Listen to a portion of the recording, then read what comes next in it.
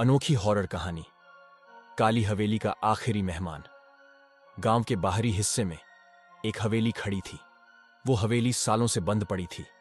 लोग कहते थे उस हवेली में किसी का साया बसता है। किसी का नहीं, बल्कि किसी चीज का। गांव वाले वहां जाना तो दूर, उस रास्ते से भी बचते थे। रात को उस हवेली से अजीब सी आवाजें आती, कभी बच्चों की हंसी, कभी किसी औरत की चीख।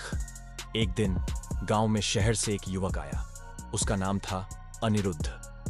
अनिरुद्ध को भूत प्रेत पर विश्वास नहीं था। वो गांव वालों की बातों को सुनकर हंसता। उसने कहा, मैं साबित करूंगा कि ये सब अफवाह है।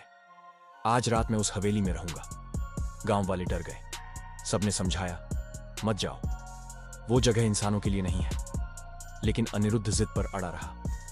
रात ढलते ही वो अकेला हवेली की ओर चल पड़ा। हवेली का दरवाजा भारी और जंग लगा था। उसने जोर से धक्का मारा। कर्रर्रर्र। दरवाजा कराहते हुए खुला। अंदर घुप अंधेरा था। सीलन की गंध और टूटे सामान बिखरे पड़े थे। अनिरुद्ध ने टॉर्च निकाली और धीरे धीरे भीतर चला गया। पहले तो सब शांत लगा, बस उसकी अपनी सांसों की आवाज गूंज रही थी। लेकिन कुछ कदम चलते ही ऊपर वाली मंजिल से पायल की छनक सुनाई दी। वो ठिठक गया। टॉर्च ऊपर घुमाई।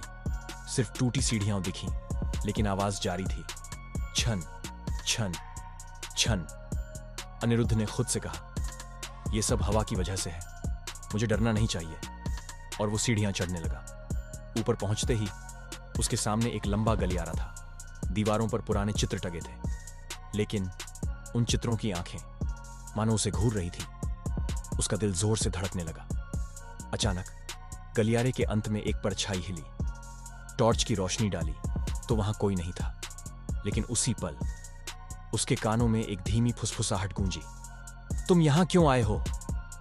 अनिरुद्ध का गला सूख गया। उसने हिम्मत जुटाई और बोला, कौन है वहां? कोई जवाब नहीं मिला, सिर्फ हंसी की गूंज।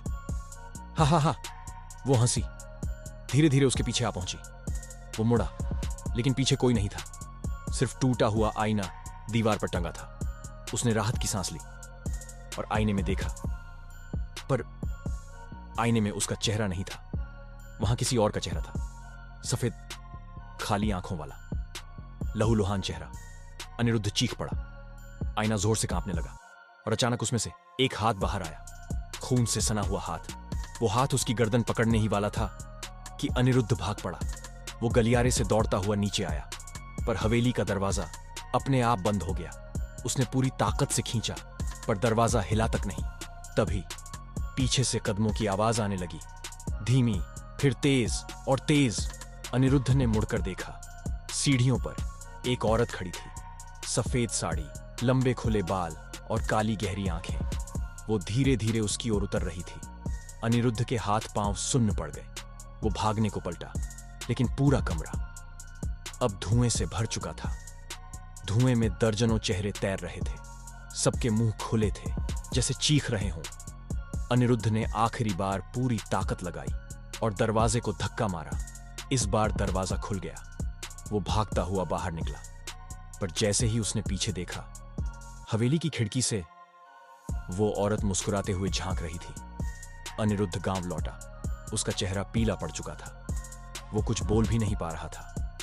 गांव वाले डर गए। उन्होंने पूछा, क्या हुआ वहां?